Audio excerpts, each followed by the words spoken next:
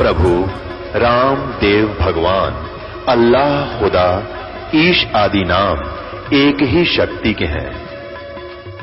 वो कैसा है, कहां है, कैसे मिलता है, किसने देखा है?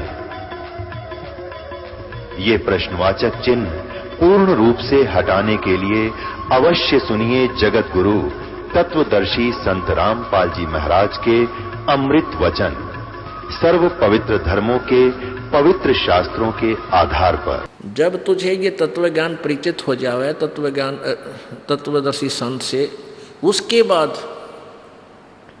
इस उलझे हुए अज्ञान रूपी अंधकार, अज्ञान रूपी वृक्ष को और तत्व ज्ञान रूपी शस्त्र द्वारा काट के, तत्व ज्ञान रूपी शस्त्र यानी परमात्मा अपने सब आयुध है, सब आयुध माने अपने तत्व ज्ञान रूपी शस्त्र से सुसज्जित है। और उस तत्व ज्ञान रूपी शस्त्र से इस काट कर उसके पश्चात यानी तत्व ज्ञान से इस अज्ञान को हटाकर उसके पश्चात उस परमेश्वर के उस परम पद की खोज करनी चाहिए, जहाँ जाने के बाद ये प्राणी फिर लौट कर संसार में नहीं आते। उसी का यहाँ प्रमाण है कि परमात्मा एकता आप अपने वास्तविक नाम का से परिचित कराएं। आपका वास्तविक नाम क्या है और कौन सा पूजा का विधि है, और आप तो तत्व ज्ञान रूपी शस्त्र से युक्त हैं। आपके पास तो वो हथियार है जो एक ज्ञान को सुलझा सकता है। अब देखो 17वें में ऋग्वेद मंडल नंबर 9 सूक्त नंबर 96 का मंत्र 16 में इतना ही हमने काफ़ी है कि आप अपने तत्व ज्ञान रूपी आयुध यानी शक्ति से, हथियार से, सत्सर से संपन्न है, उसके द्वारा आप काट के अपने सर्वोपरि रहस्य यानी गुप्त वास्तविक रहस्य में श्रेष्ठ नाम क्या है उसका ज्ञान कराएं। यहाँ देखिएगा इसमें वास्तविक नाम बताया 17वें में कि शिशुम, जो शिशु रूप धारण करके वो परमात्मा जब उत्पन्न होता है फिर से धीरे धीरे बड़ा होता है तो ज्ञानम यानी प्रकट होकर अपने ज्ञान का प्रचार करता है। जो अत्यंत कमनीय है उसको उपासक लोग बुद्धि विषय करते हैं और शुभंती उसकी स्तुति द्वारा उसके गुणों का वर्णन करते हैं, और विद्वान लोग वही ने उस गतिशील परमात्मा का गणेन गुणों के गुणों द्वारा वर्णन करते हैं।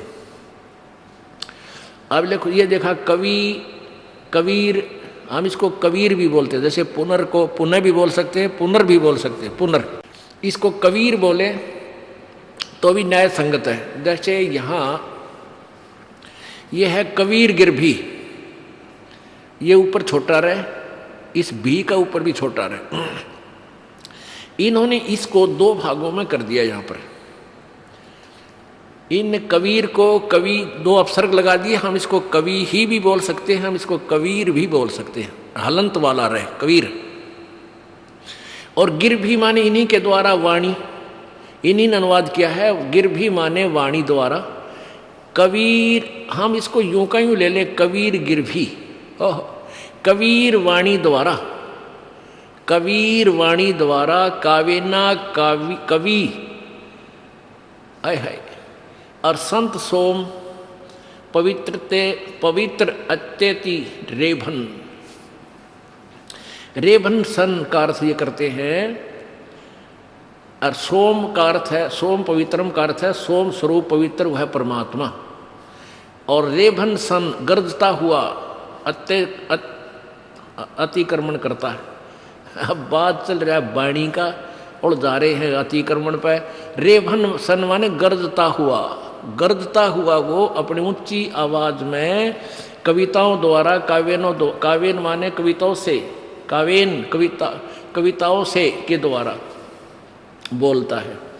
अब 18वें में और कमाल कर दिया, ये देखो ऋषि मना ये ऋषिकृत सवर्षा सहस्रणित है पदवी कवि नाम है। तृतीय धामम महिष्य शिष्य संत सोम है विराजमानो राजती सतूप। इसका अर्थ है कि जो कवि, वो परमात्मा कबीर वाणी द्वारा, कबीर गिरवी कबीर वाणी, हम लोग कहाँ लिखते हैं कबीर वाणी, कबीर वाणी द्वारा इन लोकोक्तियों के माध्यम से, दोहों के माध्यम से अपनी महिमा ऊंचे स्वर में बोलकर बोलता है, सुनाता है सबको खड़ा होकर के। और उस ऋषि द्वारा, ऋषि मना ये ऋषिकृत, वो ऋषि या संत रूप में प्रकट होने वाले परमात्मा द्वारा सहस्राणी था, यानी हजारों असंख्यों वाणी जो बोली जाती हैं, वो ऋषि मना सवरसा, यानी ऋषि स्वभाव वाले भक्तों के लिए वो वाणी बहुत ही आनंददायक होती है, सवरसा। और पदवी कवि नाम, उस कवियों लोकोक्तियों के माध्यम से वो वाणी बोलने के कारण वो प्रसिद्ध कवियों में से भी एक पदवी प्राप्त करता है। कवि पदवी कवि नाम है। और तृतीयम धाम मही से, उस तीसरे धाम की महान पृथ्वी पर वो परमात्मा, वो संत रूपी भगवान जो संत रूप में आता है, वो उसमें विराजमान है, तीसरे धाम। अब इनके द्वारा अनुवाद देखिए, ये 18वें मंत्र का अनुवाद है। क्या अनुवाद करते हैं? सोम स्वरूप परमात्मा, यानी चंद्रमा जैसा शीतल भगवान, पालन की इच्छा करता हुआ, तीनों लोकों में प्रवेश करके सबका धारण पोषण करने के लिए, ये समझ लो 15वें अध्याय के गीता जी के श्लोक नंबर 16-17 में भी ये ज्ञान है।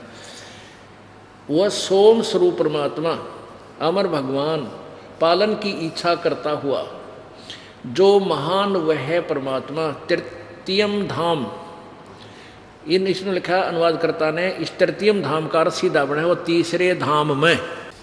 तृतीयम धाम का अर्थ बनता है तीसरे धाम में। इन्होंने क्या लिखा है? देवयान और पितृयान, इन दोनों से पृथक तीसरा जो मुक्ति धाम है, उसमें विराजन, उसमें विराजमान है। बस यही समाप्त कर देना चाहिए था। इन्होंने अपनी अज्ञान सोच अड़ा दी। जो ज्ञान योगी है उसको, ज्ञान योगी का इसमें क्या मतलब था? इसका सीधा अर्थ बना है कि वो परमात्मा पालन की इच्छा करता हुआ, जो महान परमात्मा तीसरे मुक्ति धाम में रहता है, में विराजमान है, विराजमान है, यानी वो एक देशीय है और उसको प्रकाश करने वाला है, सतुमान है। कवि नाम पदवी, जो कानदर्शियों की पदवी अर्थात मुख्य स्थान है। देख, कवि नाम पदवी, इन्होंने उड़ा दिया ना ज्ञान को, पदवी स्थान है। और सहस्राणीथ, अनंत प्रकार की सत्वनीय है। अनिथ माने सहस्राणीथ होता है हजारों प्रकार की वाणियां हैं। ऋषि मना, सर्व ज्ञान के साधन रूप मन वाला वह परमात्मा है, जो ऋषिकृत सब ज्ञानों का प्रदाता, सवरसा सूर्य आदि को प्रकाशक, वह जिज्ञासु के लिए उपास्य। कोई बात है नहीं, इन तड़ंगा करण का ठेका ले रखा था। इसका सीधा अर्थ है कि वो परमात्मा तीसरे धाम में रहता है, तीसरे मुक्ति धाम में। देखो, एक लोक तो ये है ब्रह्म का, 21 ब्रह्मांड का, ये भी इसका धाम है, लोक है, स्थान है।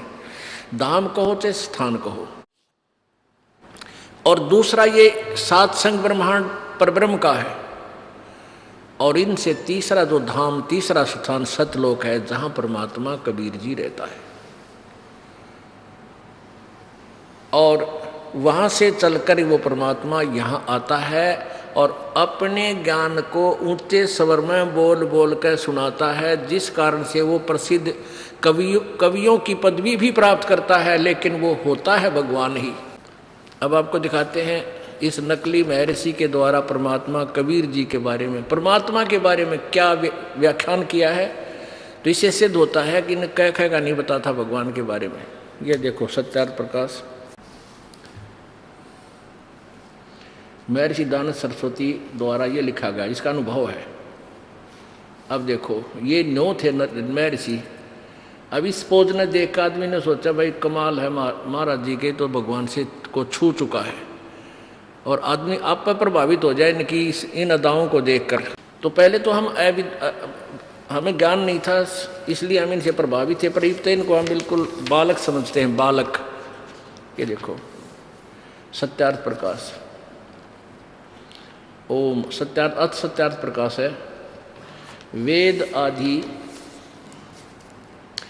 वेद आदि विविध सदशास्त्र प्रमाणई, यानी वेद आदि सदशास्त्रों के प्रमाणों से इसकी रचना श्री यू बड़े पूछ के उपमाला रखी महर्षि दानव सरस्वती ने की है। इसका ये अर्थ है। ये कहाँ से छपा है? प्रकाशक वैदिक यतिमंडल दानमठ दीनानगर पंजाब। छपा कहाँ से है?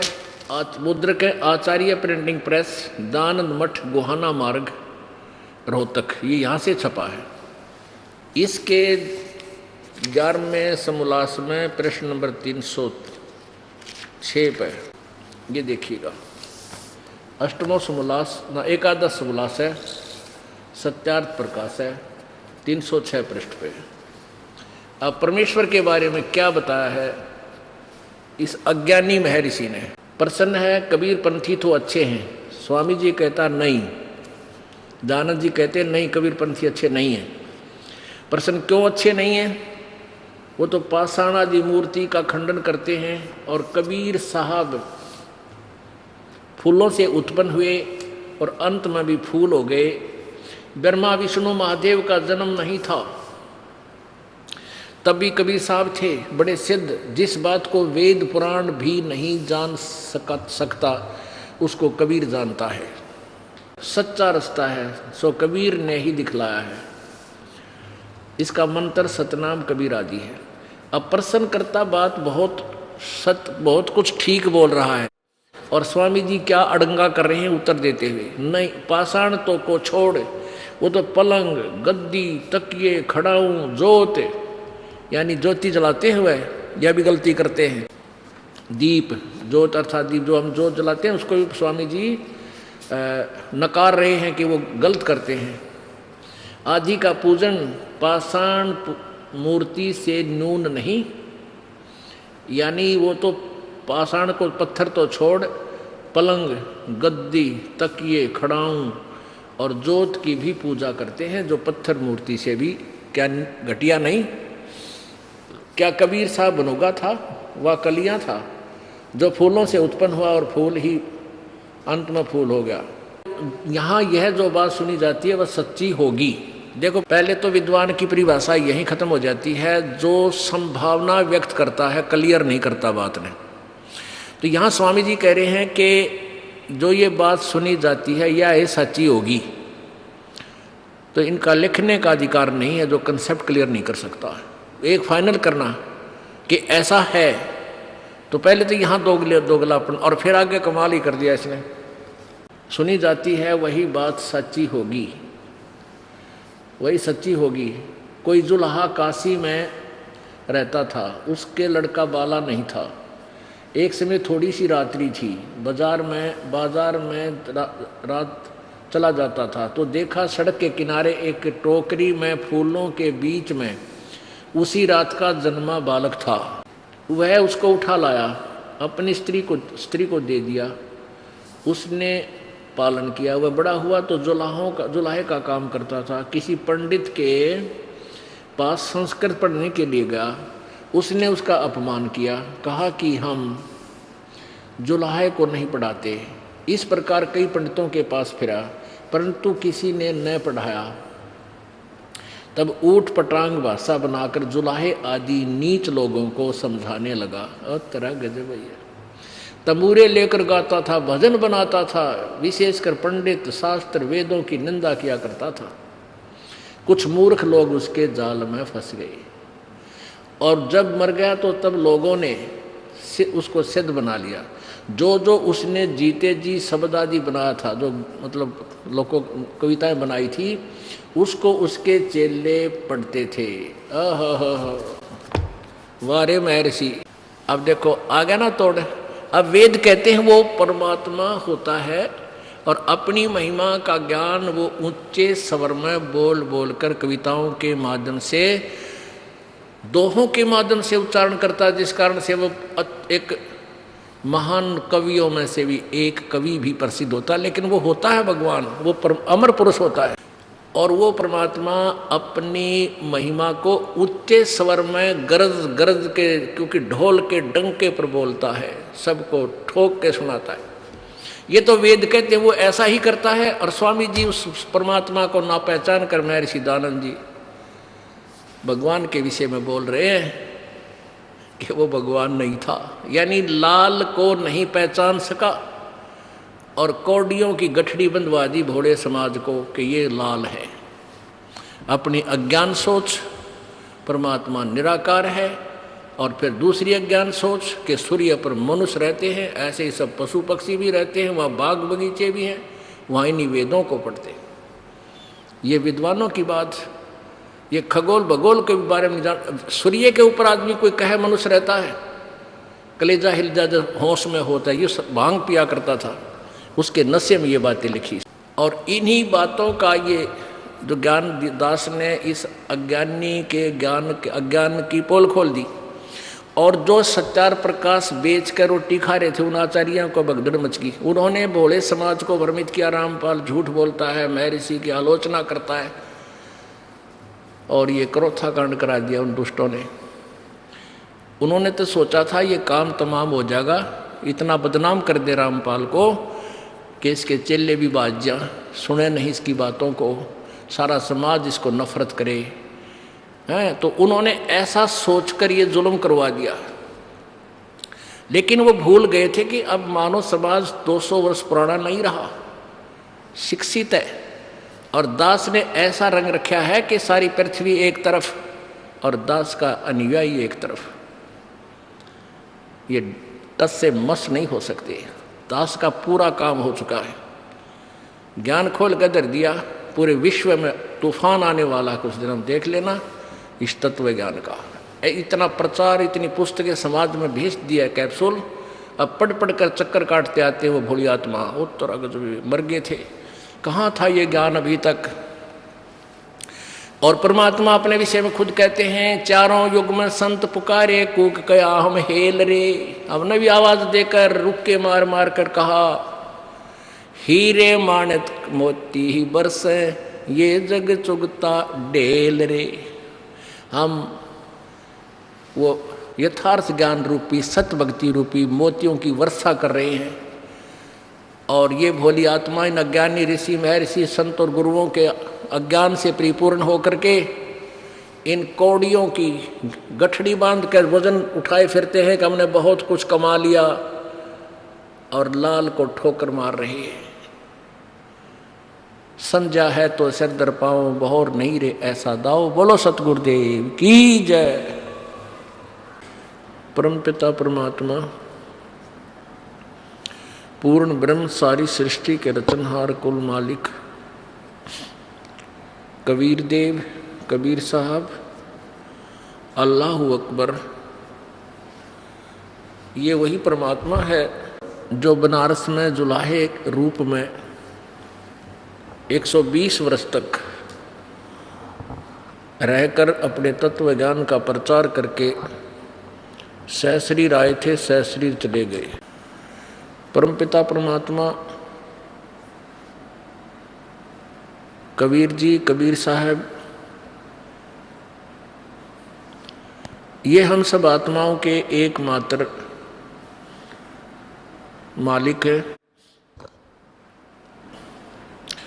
ये वही परमेश्वर है जिनका गुणगान सभी सद्ग्रंथ करते हैं।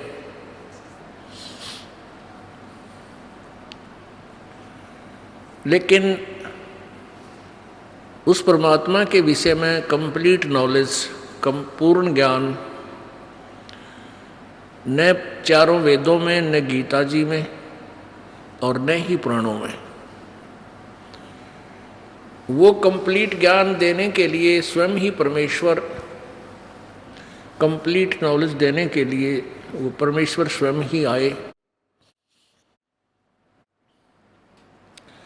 और उन्होंने 600 वर्ष पूर्व अपनी अमृतवाणी में वो यथार्थ ज्ञान लिपिबद्ध करवाया। लेकिन उन नकली गुरुओं ने, डुप्लीकेट महर्षियों ने इस ज्ञान को हमें हमारे तक नहीं पहुंचने दिया। उसका कारण ये था कि वो ये डुप्लीकेट महर्षि और नकली गुरु लोग ये कहते थे कि वेदों का ज्ञान सर्वश्रेष्ठ है, और कबीर जी जो हैं वेद ज्ञान के विपरीत बता रहे हैं।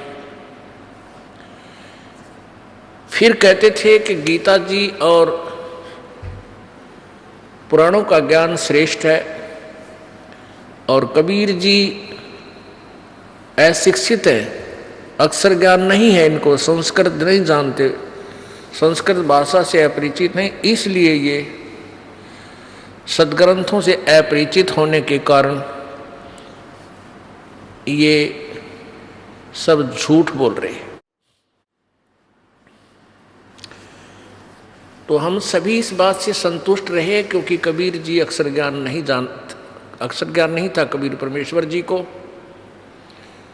अब ये कहते हुए भी हमें शर्म आती है, लज्जा आती है कि हम कबीर परमेश्वर को ये कहें कि उनको अक्षर ज्ञान नहीं था, क्योंकि उनके दृष्टिकोण से ही हमने एक बार परमेश्वर को उसी तरह से सेट करके आगे चलना पड़ता है। वो तो सब भाषाओं के ज्ञाता, सब अक्षरों के ज्ञाता, उनको कलम उठाने की आवश्यकता नहीं। वो जो चाहे जिस भाषा को अपनी शक्ति से, अपनी ईश्वरीय शक्ति से वो सब पढ़ सकते हैं, लिख सकते हैं। एक बार एक मंत्री को सजा देने के उद्देश्य से उसको राजा ने कहा कि उसमें एक बैलगाड़ी में लगभग सैकड़ों की संख्या में, हजारों की संख्या में ये पैड होती थी, बही बोलते थे पहले, एक बही होती थी, उसको ऐसे खोल दिया जाए तो लगभग 2-2.5 फुट का कागज बन जाता था। चौड़ाई उसकी 9 इंच फुट के आसपास होती थी। तो हजारों की संख्या में बही रख दी एक बैलगाड़ी में, जितनी उसमें आई, और कहा इनको एक दिन में लिखवा के वापस ला। अब वो मंत्री साथ में 1-2 नौकर दे रखा, वो जा रहे थे। वो रो रहा था बैठा बैठा कि आज ये नहीं लिखवाई गई तो ये राजा हमें सजा देगा, भयंकर सजाएं देते थे। तो उस समय परमेश्वर कबीर जी वहाँ पहुँच गए, उससे पूछा भाई क्यों रो रहे हो भक्त। उसने अपनी सारी कहानी बताई।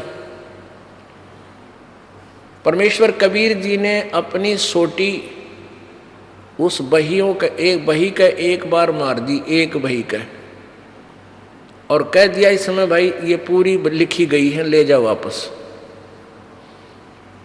अब जो ही उस व्यक्ति ने खोल कर देखा, सभी बही भरी पड़ी है, और इस कबीर वाणी से वो व्यक्ति बड़ा खुश हुआ, वापस लेकर आया। राजा ने पूछा ये किसने लिखी है, ये कहाँ से लाए तुम कलम और इंक? उसने बता दिया ऐसे ऐसे कबीर नाम का जुलाहा है, उसने ये एक सोटी लगाई थी और सारी लिखी गई। तो उस राजा ने अपने, वो मुसलमान धर्म से संबंधित था, अपने गुरु पीर बुलाए और कहा कि पढ़ कर देखो इसमें क्या लिखा है। तो कबीर वाणी के अंदर तो इन मुल्ला और काजियों को लताड़ रखा है, तो उन मुल्ला काजियों की वो सिट्टी फिट्टी गुम होगी। उन्होंने पर उस राजा से कहा कि इसके अंदर तो अपने हिंदू धर्म के विपरीत बहुत कुछ लिखा है, ये इसको समाप्त कर देना चाहिए। राजा ने वो सारी की सारी दरिया में डलवा दी। अपने आत्मा उस समर्थ की समर्थता को हम कहाँ तक जान सकते हैं? उस परमात्मा, वो परमात्मा सब भाषाओं के ज्ञाता है और वो परम परमेश्वर है। तो ये हमारे हृदय में, हम ये भी नहीं कह सकते कि परमात्मा अशिक्षित थे, अक्षर ज्ञानी युक्त नहीं थे, लेकिन उस समय हम ये मान लिया कि कबीर जी अक्षर ज्ञान नहीं जानते, और ये हमारे जो ब्राह्मण गुरु जी हैं ये संस्कृत भाषा के परिचित हैं, इसलिए कबीर जी जो बोल रहे हैं वेद ब्रह्मा विष्णु महेश आदि के विषय में ये गलत है। तो ये धारणा अभी तक बनी हुई थी। इसी कारण से इन नकली डुप्लीकेट ऋषि और गुरुओं ने इस यथार्थ ज्ञान को हम तक नहीं आने दिया। अब कबीर परमेश्वर जी ने इस दास के ऊपर रजा बख्शी है, मेहर की है।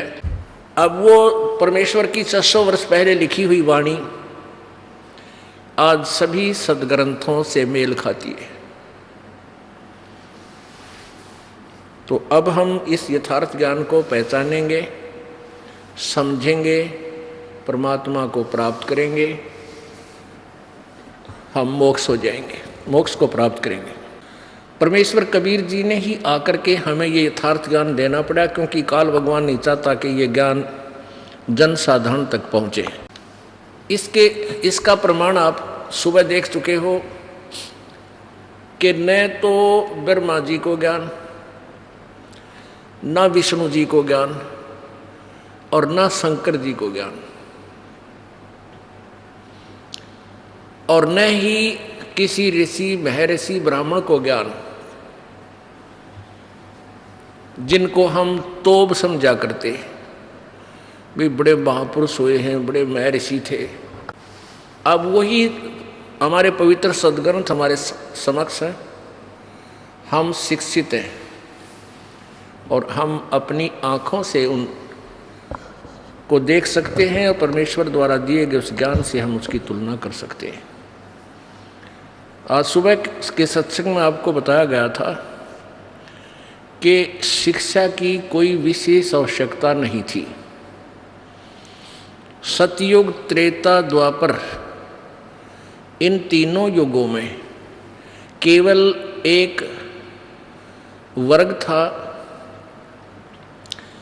जो शिक्षा ग्रहण करता था, और उनकी सेवा, उनकी ड्यूटी लगा रखी थी। उनका कार्य था कि वो सदग्रंथों को पढ़ें, उनको समझें और जनसाधारण को अपने मौखिक ज्ञान द्वारा उनको समझाएं। तो जिस कारण से हम अपना धंधा करके, जिसका भी जैसा व्यवसाय था, कार्य अपना करते थे, संत अपने परिवार का पोषण करते थे और प्रभु की साधना किया करते थे, जैसा भी उन ऋषि महर्षियों ने हमारे को बताया गया था। अब शिक्षा का विशेष लाभ हमें अब मिला है कलयुग में, और इसकी हानि भी बहुत है। हानि यह है कि हम इतने काग बन गए, इस ज़्यादा शिक्षा ग्रहण करने से कि हम ओवर क्लेवर हो गए। ना बहन भाई का प्यार रहा, ना माता पिता की सर के प्रति श्रद्धा रही, और केवल माया जोड़ने की हमने एक होड़ लगा रखी है। बड़ी कार हो और अच्छा खूब धन हो, एक दूसरे से हम अपने क्षेत्र में माया के कारण प्रभु बन जावा। और ये आज से सैकड़ों वर्ष पहले ऐसा नहीं था, और सभी चैन से रहा करते थे। खेतों में, घर में झोंपड़ियां डाल रखी थी, खूब बढ़िया फलदार वृक्ष हुआ करते थे। कहने का भाव ये है कि थोड़ा सा मकान बना के गर्मी सर्दी से बचने के लिए वो हमें बहुत पर्याप्त है, क्योंकि गर्मी सर्दी वर्षा ओलों आदि से बचने के लिए एक छोटा सा अपना एक घोंसला बना लेना होता है। हम क्या करते हैं कि माया सारा दिन लूट रहते हैं, मेरी झूठ बोलना कि तो 2 नंबर तो बात करा, कई किसी प्रकार के धंधे करते हैं, और फिर एक कोठी गाड़ देते हैं, एक कार ले लेते हैं, बस सारा दिन तो धक्के खाए, फिर वो सारा एक जगह कोठी पर ला दिया, पैसा बना दी 4 मंजिल की। सोना एक कमरे में एक चारपाई पर आपने विश्राम करना होता है, और बाकी शेष स्थान कोरी बकवाद है। तो वो पैसा और समय जो समय हमने बर्बाद किया पैसा खर्च कर इकट्ठा करने में, फिर वो महल बनाने में, वो व्यर्थ है। तो पहले ऐसा नहीं होता। पहले चंद राजा लोग या कुछ थोड़े बहुत मुट्ठी भर माया के पुजारी ही बड़े महल बनाया करते थे, और वो महादुखी रहते थे। जहां माया है वहां चैन नहीं हो सकती। उदाहरण आपके समक्ष है, एक व्यक्ति के पास बहुत ज्यादा धन था, जमीन थी। आपसी बंटवारे में उसी की पुत्री और दामाद ने उन सब को मार डाला, खत्म कर दिया, पूरा कुनबा काट दिया, और वो स्वयं जेल में पड़े। और वो माया कहाँ गई? पुण्यात्माओं, परमात्मा हमें यही याद दिलाना चाहते हैं। माया की महिमा कहूं कनक कामनी काल, जिन चंपी सो खा लिए, ये सिद्ध साधक बेहाल। तो परमात्मा हमें ये बताने के लिए आए थे कि तुम यहाँ के वासी नहीं हो, तुम सतलोक के वासी हो। यहाँ आप काल के द्वारा भ्रमित मिसगाइडेड हो, और आपने इसी स्थान को जहाँ पर आप रह रहे हो उसको अपना मान लिया। किसी चाहे कोई कोठी में रह रहा है या कोई किसी झोंपड़ी में रह रहा है, तो आप उसी को अपना मान चुके हो। तो क्या बताते हैं परमात्मा? भाई आगे गए ना बावड़े, रहते भी सब जाएं, बिन साहेब की बंदगी कहीं ठोड़ ठिकाना नहीं। पहले चले गए उन्होंने, तो वापस आकर हमें कोई ज्ञान दिया नहीं कि उनके लके बनी, और जो शेष बचे हैं वो चले जाएंगे ऐसे ही। बिन साहेब की बंदगी कहीं ठोड़ ठिकाना ना, साहिब मीन परमात्मा भगवान। अब जैसे यहाँ साहेब का अर्थ थोड़ा सा हमने समझना पड़ेगा। जैसे हम परमात्मा की जब वाणी के अंदर विशेष आता है साहेब, तो हम पूर्ण परमात्मा को ही समझें, क्योंकि ये नीचे वाले भगवान राम नहीं है, ये नीचे वाले जो स्वामी हैं ये परमात्मा नहीं है। ब्रह्मा विष्णु और महेश ये परमात्मा नहीं है, साहेब नहीं है। ना ब्रह्म कंप्लीट गॉड है, ना परब्रह्म कंप्लीट गॉड है। तो कंप्लीट गॉड जो है हमारा वही साहिब है। इसलिए यह संकेत उस साहिब की तरफ है जिसके विषय में गीता जी अध्याय नंबर 18 के श्लोक नंबर 62 में कहा कि अर्जुन तू सर्वभाव से उस परमेश्वर की शरण में जा जिसकी कृपा से तू परम शांति और शाश्वतम स्थानम यानी सनातन परम धाम को प्राप्त होगा। सनातन परम धाम कहो, शाश्वत स्थान कहो, चाहे सतलोक कहो, यानी सदा रहने वाला स्थान, उसको सतलोक कहते हैं। तो हमारा जो साहिब है वो परमात्मा कबीर जी है। अब यहाँ समस्या आती है इस दास के सामने कि ये दास ने बड़े स्वाभाविक भाव से कह दिया कि ब्रह्मा विष्णु महेश ये परमात्मा नहीं है, ये स्वामी नहीं है। यानी जो स्वामी हम सिद्ध करना चाहते हैं वो ये भगवान नहीं है। अब ये कहने से आम व्यक्ति को बहुत बुरा महसूस होगा कि भाई बड़ी बात कही जाता है, ब्रह्मा विष्णु महेश भगवान नहीं है। ये सच्चाई है और आपको अभी प्रत्यक्ष करते हैं। हमारे भगवान ने तो बहुत पहले कहा हुआ था ये बातें, के चतुर्भुजी भगवान कहावें, हर डोर बंधे सब आवें। ये कोटिक करता फिरता देखा, हर डोर कहूँ सुन लेखा। अब देखिएगा, ये श्री शिव पुराण के अंदर के ब्रह्मा विष्णु महेश भगवान नहीं है, स्वामी नहीं है, ईश नहीं है, ये शिव पुराण में कहा गया है। ये है शिव पुराण, शिव महापुराण हिंदी टीका सहित भाग 1।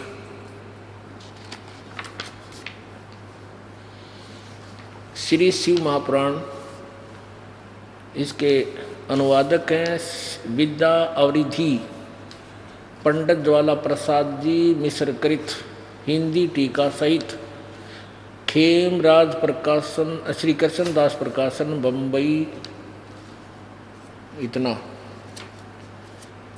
अब इसमें एक समय ब्रह्मा जी और विष्णु जी का इस बात पर विवाद हो गया। ब्रह्मा जी कह रहे हैं कि मैं तेरा बाप हूँ, विष्णु जी कहते हैं कि मैं तेरा बाप हूँ, तो मेरे नाभि कमल से उत्पन्न हुआ। इस बात पर दोनों का झगड़ा हो गया।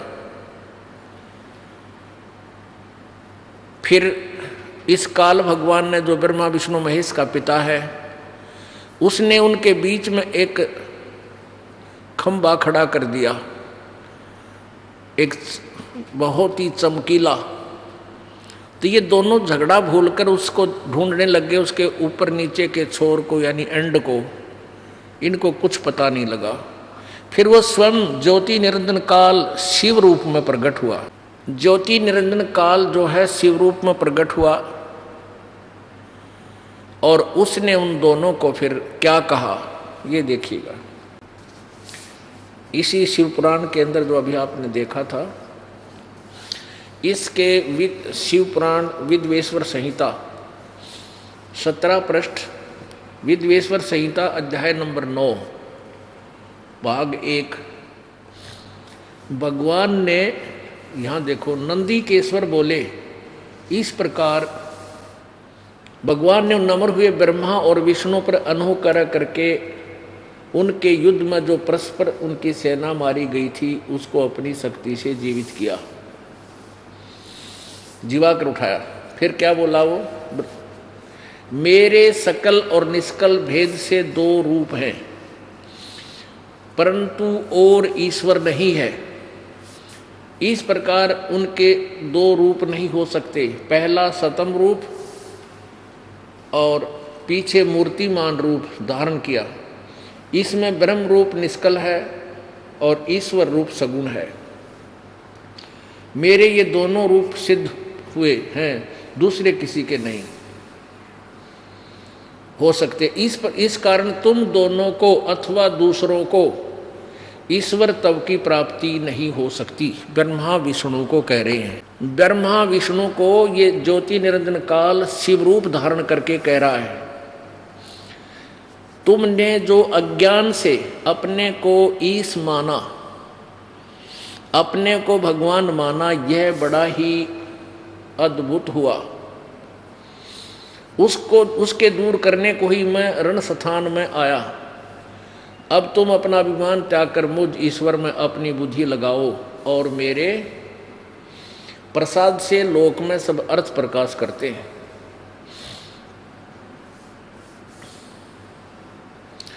क्या कह रहा, मैं ही ब्रह्म हूं और मेरा ही कल अकल रूप है। ब्रह्म होने से मैं ईश्वर हूं। अनुग्रह आदि ही मेरा करते हैं। सर्वव्यापी होने से मैं जगत के वर्धक होने से ब्रह्मा हूँ।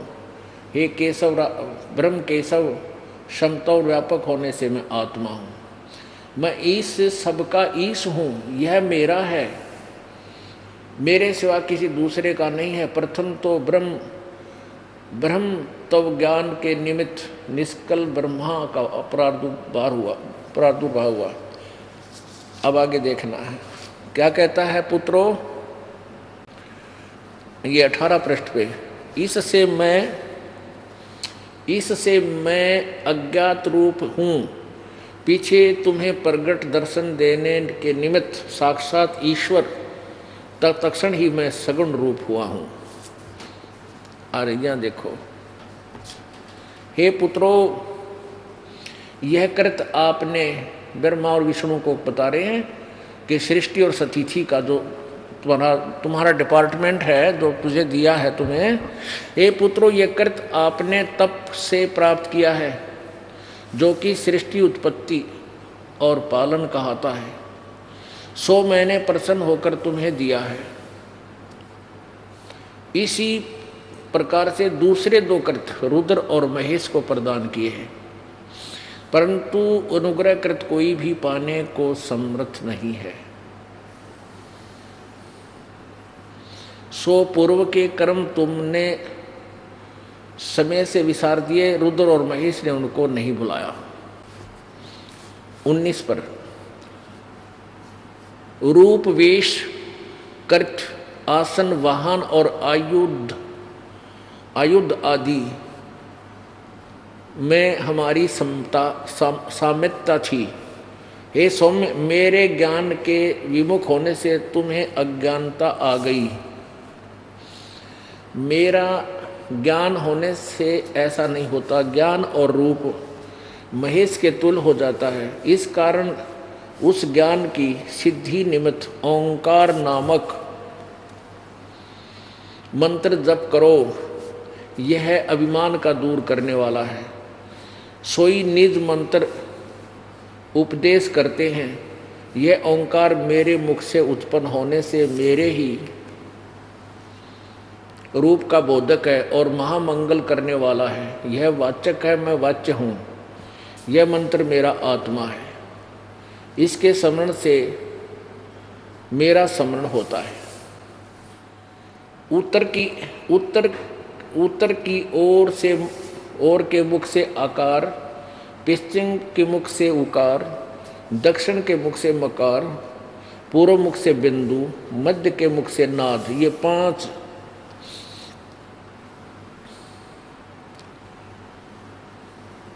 उत्पन्न हुआ। इस प्रकार ये 5 प्रकार से निर्गत हुआ। यह एक होकर ओम ऐसा एकाक्षर हो जाता है। अब इस ज्ञान से हमें बहुत लाभ हुआ। एक तो स्पष्ट हुआ कि ब्रह्मा, विष्णु, महेश से अलग कोई और शक्ति है जो शिव रूप धारण करके इन सभी को ब्रह्मा, विष्णु, महेश, रुद्र को संबोधित कर रहा है और स्पष्ट कर रहा है कि मैं अब प्रगट हुआ हूं, मैं गुप्त रहता हूं और मेरा ओंकार ओम एक अक्षर है। गीता जी अध्याय नंबर 8 के श्लोक नंबर 13 में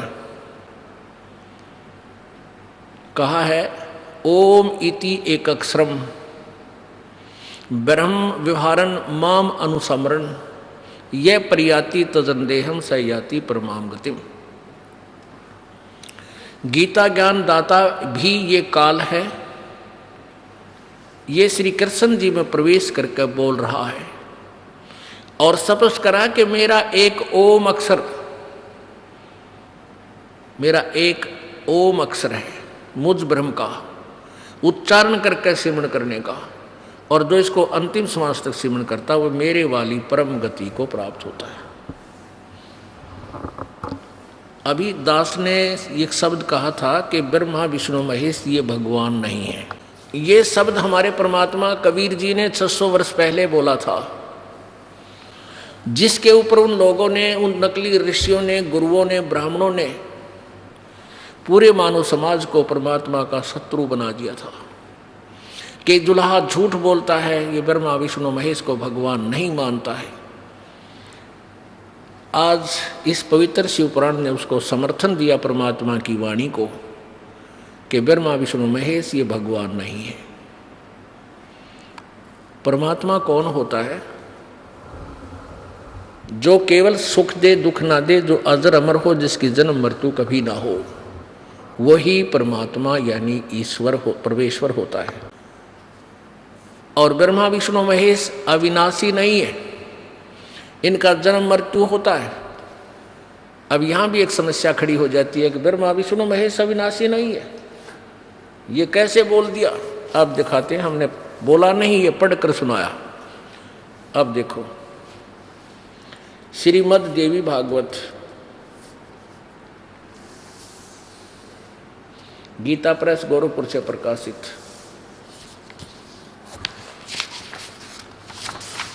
श्रीमद् देवी भागवत संक्षिप्त, सचित्र मोटा टाइप, संपादक हनुमान प्रसाद पोदार, चिमनलाल गोस्वामी। ये गीता प्रेस गोरखपुर से प्रकाशित है। मुद्रक एवं प्रकाशक गीता प्रेस गोरखपुर, गोविंद भवन कार्यालय, कोलकाता का संस्थान। इसके 123 पृष्ठ पर तीसरे स्कंद में ये कंसेप्ट क्लियर है कि ब्रह्मा विष्णु महेश नासवान है, इनका जन्म और मृत्यु होता है। ये तीसरा स्कंद 123 पृष्ठ, भगवान विष्णु दुर्गा की, अपनी माता दुर्गा जी की स्तुति कर रहे हैं। तुम शुद्ध स्वरूपा हो, यह संसार तुम्ही से उद्भासित हो रहा है। मैं ब्रह्मा और शंकर हम सभी तुम्हारी कृपा से विद्यमान हैं। हमारा आविर्भाव अर्थात जन्म, तिरोभाव बीन मृत्यु होता है, हुआ करता है। हमारा आविर्भाव अर्थात जन्म और तिरोभाव बीन मृत्यु हुआ करता है। केवल तुम ही नित्य हो, जगत जननी हो, प्रकृति और सनातनी देवी हो। भगवान शंकर बोले, देवी यदि महाभाग विष्णु तुम्ही से प्रकट हुए हैं तो उनके बाद उत्पन्न होने वाले ब्रह्मा भी तुम्हारे बालक हुए। फिर मैं तमोगुणी लीला करने वाला शंकर क्या तुम्हारी संतान नहीं हुआ? अर्थात मुझे भी उत्पन्न करने वाली तुम ही हो। शिवे, संपूर्ण संसार की सृष्टि करने में तुम बड़ी चतुर हो। इस संसार की स्थिति, इस संसार की सृष्टि, स्थिति और संहार में तुम्हारे गुण सदा समर्थ है। उन्हीं तीनों गुणों से उत्पन्न हम ब्रह्मा विष्णु एवं शंकर नियमानुसार कार्य में तत्पर रहते हैं। अब इस पवित्र सदग्रंथ ने कितना काम हल्का कर दिया श्रीमद् देवी भागवत ने। ब्रह्मा विष्णु महेश अविनाशी नहीं है, जन्म मृत्यु होता है। दुर्गा इनकी माता है। रजगुण ब्रह्मा है, सतगुण विष्णु, तमगुण शिव जी।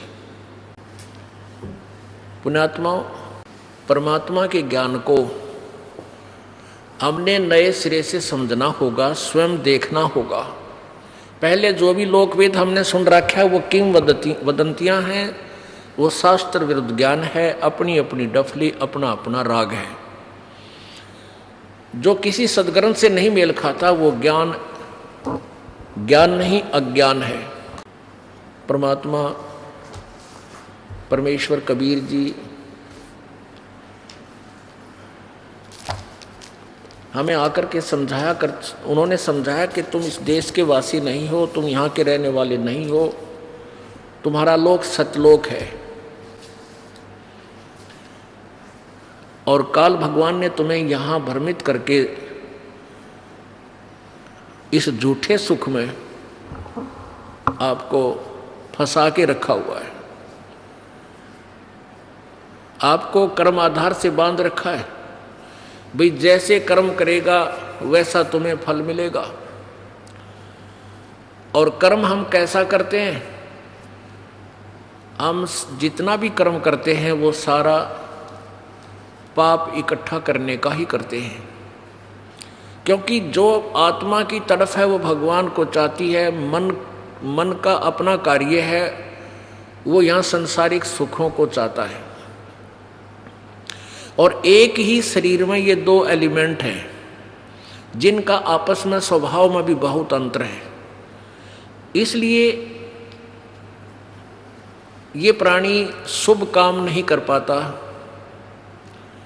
कहते हैं पृथ्वी ऊपर पग जो धारे, करोड़ जीव एक दिन में मारे। अपने पेट के लिए घर से निकलते हैं और सारा दिन में करोड़ जीवों की हिंसा करके हम शाम को बिस्तर पर विश्राम करते हैं। और पुण्य कोई नहीं बन पाता, क्योंकि जो भक्ति साधना हम करते थे वो ज्ञान गलत, वो हमारा way of worship according to शास्त्र नहीं। गीता जी अध्याय नंबर 16 के श्लोक नंबर 23 में कहा कि शास्त्र विधि को त्याग कर जो मनमाना आचरण करते हैं उनकी न तो कोई गति होती है, ना सुख होता है, ना कोई सिद्धि प्राप्त होती है, अर्थात व्यर्थ। फिर 24वें श्लोक में कहा कि अर्जुन, इससे तेरे लिए कर्तव्य और अकर्तव्य की व्यवस्था में, यानी कौन से धार्मिक कर्म करने चाहिए, कौन से ना करने चाहिए, उनके लिए शास्त्र ही प्रमाण है। तो पुण्यात्मा, हम शास्त्र समझ नहीं सकते थे, और जो वो शास्त्रों के ज्ञाता माने जाते थे वो कोरे अज्ञानी थे। इस करके ये बखेड़ा अभी तक चला रहा। अब परमात्मा ने ये क्लियर कर दिया है, अब इसमें कोई शंका नहीं रहेगी। अब हमें केवल भक्ति ही करनी है। अब यहाँ का विधान है कि तू जैसे कर्म करेगा वैसा फल मिलेगा। तो कर्म हम सारे शास्त्र विरुद्ध करते थे, साधना हमारी कोई बनती नहीं थी, पुण्य नहीं बनता था, कोरे पाप इकट्ठे करते थे। हमें पुण्य करने की व्यवस्था, पुण्य करने का मार्ग और करने का अवसर परमात्मा ही आकर प्रत्येक युग में देकर जाता है। तो उस समय हम सबकी बैटरी चार्ज कर जाता है लाखों और करोड़ों की। वो लाखों और करोड़ों की संख्या में जो परमात्मा कबीर जी की शरण में आते हैं, ढेर सारे पुण्य वो परमात्मा करवा जाता है। अपने एक ही समय के प्रकट होने पर फिर धीरे धीरे बीच बीच में प्रकट होता रहता है, जिस कारण से आज तक यह भक्ति जीवित रही। नहीं तो पुण्यात्माओं, इस काल ने ऐसा विनाश कर देना था कि राम नाम की कोई चीज आपके हृदय में नहीं होती, नास्तिक बना देता ये। जैसे पूरा चीन कंट्री जो है वो पहले महात्मा बुद्ध का अनुयायी था, और महात्मा बुद्ध के बताए अनुसार उनको कोई आध्यात्मिक लाभ हुआ नहीं, इसलिए वो कम्युनिस्ट बन गया। कम्युनिस्ट मीन नास्तिक। और काल यही चाहता है कि ऐसे दूत भेज दूं, बात बनावे गणी, ज्ञान उनके पास हो नहीं, उनके द्वारा भक्ति विधि सही होनी, और जनता उनके पीछे लग जाए, अपना जीवन नष्ट करके वो नास्तिक हो जाए। अब ये जितने भी पंथ चल रहे हैं, राधा स्वामी पंथ, धन सतगुरु पंथ, ये बाल योगेश्वर वाले, हंसादेश वाले, सतपाल जी वाले, ये सुधांशु जी वाले, ये आसाराम जी वाले, और ये निरंकारी वाले, ये वो पुण्यात्मा है इनके प्रमुख, जो पहले कभी परमेश्वर कबीर जी के चरणों में रहे थे, आज काल के हाथों फंस गए, ये पार नहीं हुए। इनको भेज दिया मिसगाइड करने के लिए, और इनके सहारे ये भोली आत्मा इनकी मीठी मीठी बातों में, इनकी छोटे मोटे चमत्कारों में फंसकर अब उनके अपने जीवन को बर्बाद कर रहे हैं। और कुछ दिनों में देख लेना, ये पंथों वाले सारे नास्तिक हो जाएंगे, क्योंकि सब टूट चुके हैं। भगवान के लिए निकले थे, उनकी वो ब्रान माटी हो रही, किसी का कैंसर हो रही है, किसी का जो है ना वित्तीय हालत बिगड़ेगी, 5-5 गोली खाकर नींद नहीं आती, ऐसी दुर्दशा हो रही है, और अब यहाँ आ रहे हैं। तो परमात्मा आते हैं तभी ये पुण्य बनवा के जाते हैं। जैसे अब जो साधना आप जी कर रहे हो, जिसने भी 1 वर्ष भी साधना इस दास के द्वारा बताई हुई कर ली, सतनाम की और ये दूसरे मंत्र की, आप ना जाने कहां कहां कौन से लोकों में किस किस पद के अधिकारी बन जाओगे। यदि आप नाम त्याग के काल के हाथों चले गए तो आपको ऐसे खिलाएगा जैसे आप सोच भी नहीं सकते। आप ही का पुण्य, आप ही का जूता आप ही के सिर पर है। जैसे आपने पढ़ा कि ब्रह्मा और विष्णु, तुमने ये दोनों जो पदवी पाई है अपने तप से पाई है और मैंने दी है। डले डोए तुमने और दी मैंने, यानी तुम मेहनत करी तुमने और दी मैंने, तुम्हारी ही कमाई तुम्हें प्रदान कर दी। जैसे बच्चा पढ़ता है, MA BA BSc कर गया, कोई और ट्रेनिंग आदि कर ली तो गवर्नमेंट उसको जॉब दे देती है, लेकिन वो मेहनत परिश्रम उससे का किया हुआ प्रफुल्लित हुआ है। तो ऐसे ये आपको मूर्ख बना के और फिर आपके कर्म बिगड़वा देता है। जैसे ये जितने भी संत आए हैं, लाखों करोड़ों प्राणियों को मिसगाइड करने का दोष इन पर इतना गिर जाएगा कि कई लाखों वर्ष ये नरक में डाल दिए जाएंगे। आज ये अंडी पाके फिरे हैं, आज ये किसी की नहीं सुनते क्योंकि इनके पिछले पुण्य चल रहे हैं और लाखों करोड़ों व्यक्ति इनको प्रणाम करने वाले श्रद्धालु हैं और ना जाने कितना दान का वो आनंद ले रहे हैं।